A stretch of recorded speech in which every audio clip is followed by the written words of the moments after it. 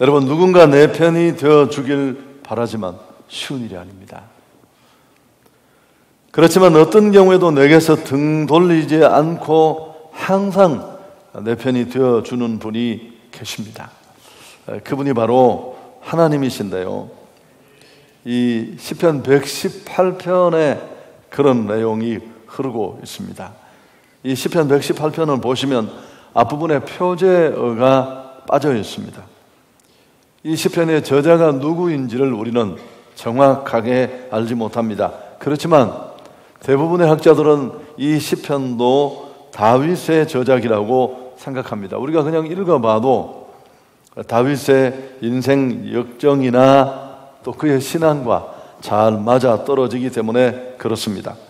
숱한 역경과 풍파를 겪으면서 얼마나 많은 일들을 경험했겠습니까? 그리고 그가 그의 인생의 모든 그 경험과 또 깨달음을 온통 담아서 고백합니다. 6절, 7절에 사실 핵심적인 내용이 반복되는데 우리 같이 한번 읽었으면 좋겠습니다. 여호와는 내 편이시라. 내가 두려워하지 아니하리니 사람이 내게 어찌할까? 여호와께서 내 편이 되사 나를 돕는 자들 중에 계시니 그러므로 나를 미워하는 자들에게 보응하시는 것을 내가 보리로다. 여호와는 내 편이시다. 험난하고 또 곳곳에 위험이 있었던 다윗의 일생, 그의 삶을 승리로 이끈 동인이 바로 여기에 있습니다. 다윗은 원래 아무 배경이 없는 사람입니다.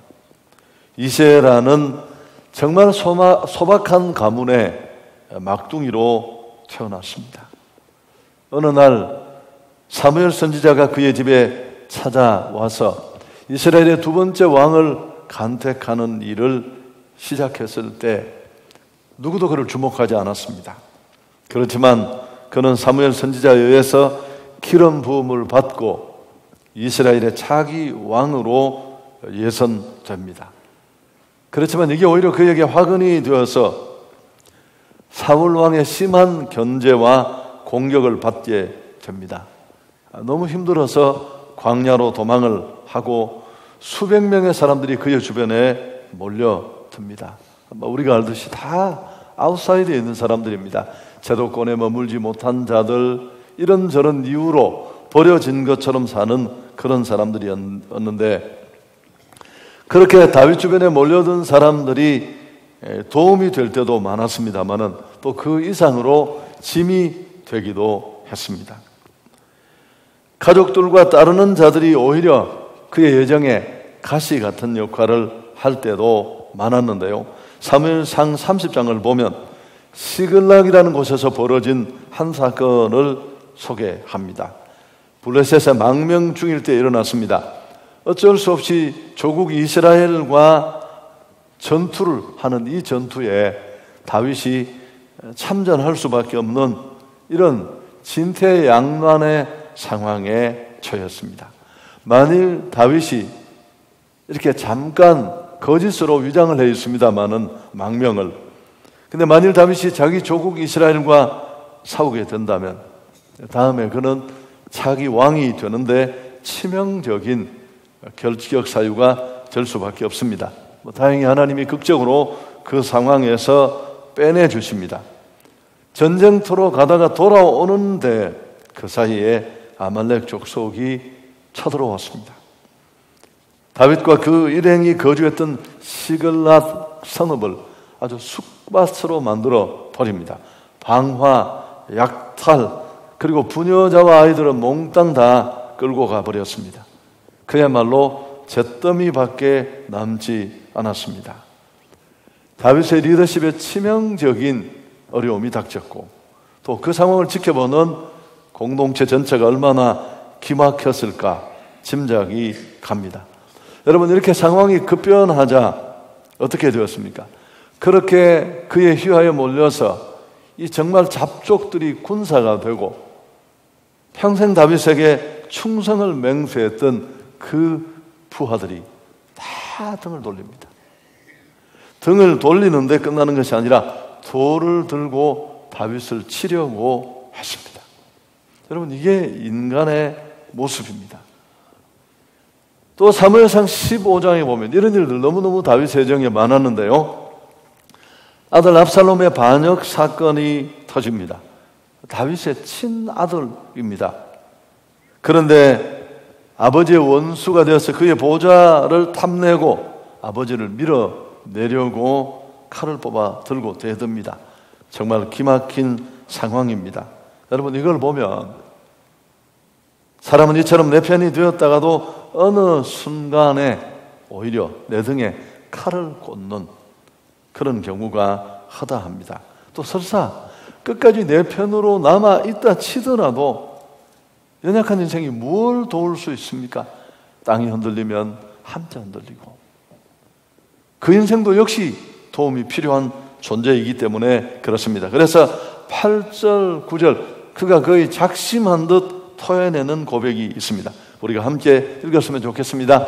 여호와께 피하는 것이 사람을 신뢰하는 것보다 나으며 여호와께 피하는 것이 고관들을 신뢰하는 것보다 낫다. 다윗은 사람을 신뢰하는 것, 그가 어떤 방백과 유력자, 실력자라도 그건 아무것도 아니고 하나님을 신뢰하는 것이 최선이라고 말합니다. 어떤 경우에도 사람은 신뢰의 대상이 될 수는 없습니다. 그저 사랑의 대상일 뿐입니다. 덮어주고 함께하고 공유하고.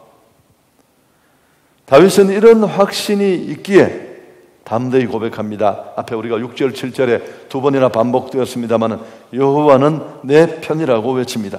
하나님이 내 편이 되시기에 두려울 것이 없다. 천하무적이라는 뜻이죠. 사실은 이 시편 118편을 역사 속에 좋아했던 사람들이 너무너무 많아요. 사실은 좀 읽으면 너무 하나님이 개인의 이해를 따라 왔다 갔다 하는 분처럼 신앙을 좀 편협하게 이해시킬 만한 그런 요소가 있는 표현입니다만 그래도 이게 신앙이에요. 사실은 마틴 루터가 이 시편 118편을 그렇게 좋아했습니다. 거대한 공룡 같은 중세 교권과 맞서는 일개 신부로서 그가 온몸으로 겪었던 그 두려움은 우리 상상을 뛰어넘습니다. 그때마다 그는 자신과 함께 하시는 내 편이 되어 끝까지 요동치 아니하시는 그 하나님을 바라보면서 그 신앙 안에서 그는 흔들리지 않을 수 있었습니다.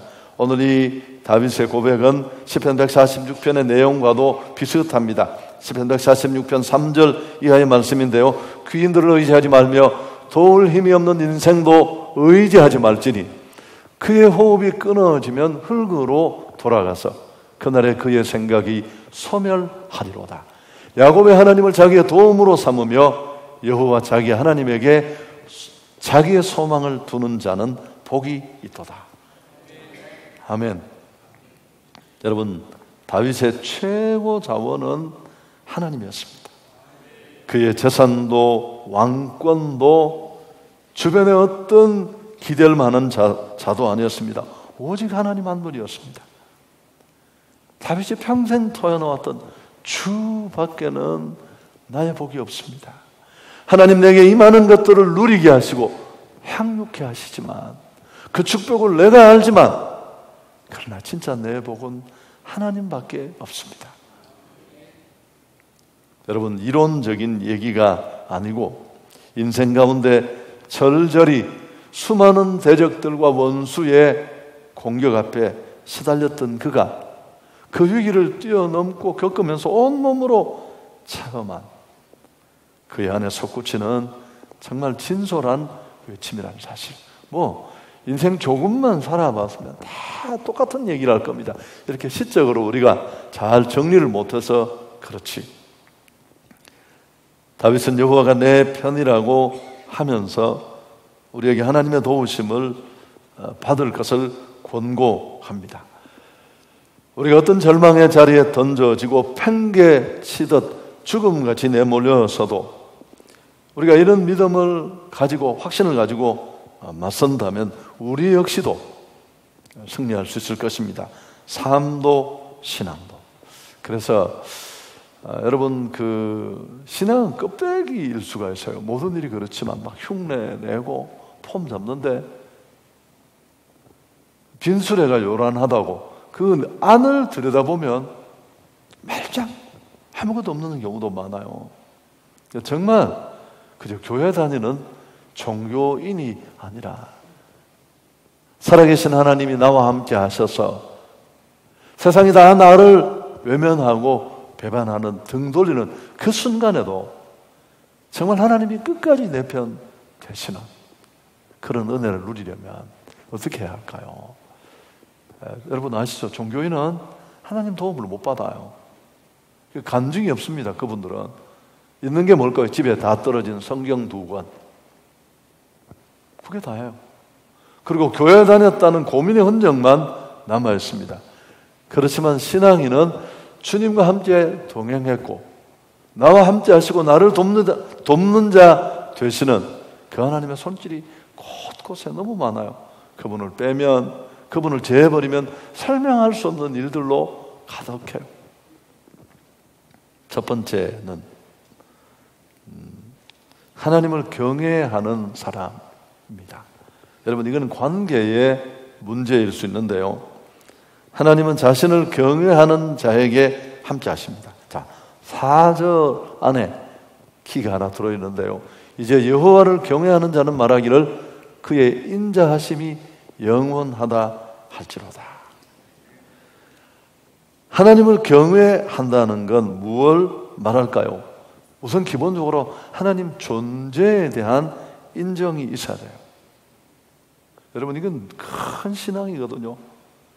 하나님은 살아 계시고 지금도 일하신다. 이 믿음이 내 안에 확실하게 있어서 그 하나님의 하나님 되심과 왕 되심을 인정하고 존귀 여기는 것, 그게 바로 하나님을 경외하는 것입니다. 하나님의 이런 존재 인정의 경외함이 여러 가지 방법으로 드러나요. 마치 자녀가 아버지를 진짜 공경하고 존경하면 막 때도 서지만 두려워하는 면이 있잖아요. 신앙은 항상 그렇게 또 즐거운 부분도 있지만 떨리는 부분도 있는데, 이런 하나님을 향한 우리의 경외심은 몇 가지 방법으로 드러납니다. 역시 이 시편 오늘 118편 속에 그 내용이 담겨지네. 첫째 하나는 감사입니다. 감사. 상황만 보는 게 아니고 되어지는 정황이나 일만 보는 게 아니고 그 일을 되게 하시고 그 상황을 이끄시는 하나님의 손길을 내 삶 속에서 바라보고 인정하는 것. 여러분, 감사가 뭡니까? 하나님이 한 걸 했다고 인정하는 거예요. 사람도 그렇잖아요. 지난번에 제가 어려울 때 도와주신 것, 아무도 나를 인정하지 않을 때 나를 거두어 주신 것, 제가 잘 알고 있습니다. 여러분, 그게 감사예요. 그럼 우리가 돌아서서 그 사람 괜찮은 사람이네. 여러분, 그래서 또 한 가지는 예배예요. 예배. 오늘 우리가 드린 이 예배는, 사실 이 예배는 살아계신 하나님이 내 삶 속에, 내 생애 속에 함께 하신 그 놀라운 그분의 존재하심, 그분의 선하심, 그 존재의 신실하심은 내가 인정하고 드러내고, 그래서 기도하는 것도, 찬송하는 것도, 헌금을 드리는 것도. 돈은 다 우리 마음이 가 있는 곳이에요. 여러분, 부자라고 1000억을 가졌다고 막 돈을 물수도, 여러분, 제가 만나본 부자는 훨씬 가난한 사람보다 10,000원을 들고 발발발발 떨어요. 그게 부자예요. 떨리는 강도를 보고 부자를 알 수 있어요. 그래서 다 그 돈이 아니라 거기다 중심이 들어가 있었어요. 그 중심을 주님 앞에 드린다는 건 당신은 내게 더 가치 있는 분입니다. 그걸 보여주는 거죠. 예배는 너무너무 중요해요. 이걸 제대로 정확하게 고백과 가치를 담아 드리는 건 하나님을 경외하는 아주 신실한 신앙의 표대가 될 수 있습니다. 하나님은 하나님을 경외하는 자와 함께 하시고 편들어 주십니다. 잠언 14장 26절에 여호와를 경외하는 자에게는 견고한 의뢰가 있나니 그 자녀들에게 피난처가 있으리로다. 하나님을 경외하는 다윗에게 하나님은 자신을 드러내시며 그와 함께 해주셨습니다. 블레셋과의 그 수없이 많은 전투에서 이기게 하셨고, 거인 장수 골리앗과의 싸움, 이건 게임이 안 되는 싸움인데 자기 무력만 의지하고 까불던 이 골리앗, 하나님은 함께 하셔서 오히려 그를 골리앗을 쓰러뜨리고 승리케 해 주셨습니다. 여러분, 지금도 그래요. 스펙 갖추고 저 정도면 다 갖추어서 아닙니다. 우리 신학교 다닐 때도 그랬어요. 전혀 눈에 띄지 않던 사람, 아무것도 볼 수 없던 사람, 그렇지만 묵묵히 자기 약함을 알고 주의 강함을 알고, 그런 사람들이 결국 하나님께 쓰임 받는 것입니다. 여러분, 왕이 된 다윗은 축복의 날이 되자 잠깐 하나님을 경외하는 삶을 놓칠 때가 있었습니다. 몇 번 그런 경우가 누구에게나 있습니다만은, 군대 장수 우리아를 교사살해했습니다. 그의 아내 바세바가 탐나서 한 가정을 파괴하는 대단히 파렴치한 죄를 지었습니다. 자신의 명성과 강한 권력, 중군동의 최강자가 되었을 때 사람은 자꾸 자랑하고 싶어요. 그걸 뻐기고 싶고 내세우고 싶어서 인구 조사를 실시합니다. 여러분, 있을 수 있는 일이지만 그 저희를 하나님은 굉장히 싫어하셨어요. 그래서 축복받는 건 어려워요. 사실은 가난할 때보다 훨씬 높은 곳에 서기 때문에 더 많은 신앙의 권력들이 있어야 돼요. 롱런하려면 다 낮게 힘을 있을 때 힘을 감추고, 그러니까 하나님 눈치를 더 많이 봐야 되죠. 그래서 이런 모든 행위는 하나님의 경외함을 잃어버린 다윗의 비신앙적인 행위였습니다. 그에게 찾아온 건 징벌과 심판이었습니다. 그 불의함 속에 태어난 아기가 죽고, 또 그의 가게 속에는 어둠이 떠나지 않고 피 흘림이 계속됩니다. 배다른 자녀들 속에서 아들 압살롬에게 쫓겨서 그는 도망자 신세로 전락하고, 인구조사 이 작은 거 하나로 7만 명이 전염병으로 죽는 대재앙이 그의 나라에 덮쳤습니다. 다윗은 회개했고 겸손해졌습니다. 그 후 더 깊이 하나님을 경외하는 사람이 되었고, 하나님은 다윗을 허물이 많았지만 내 종이라고 열왕을 죄는 잣대로 그를 사용해 주셨습니다. 여러분, 신앙생활이 별것 없어요. 하나님 크게 보고 떨 것도 없고 쫄 것도 없고, 믿음으로 한 걸음 한 걸음 보폭이 적더라도 나아가면 하나님이 함께 하실 줄 믿습니다. 여러분, 교회 다니지 마시고 정말 여호와를 경외하십시오. 두 번째, 또 하나는 기도의 삶인데요.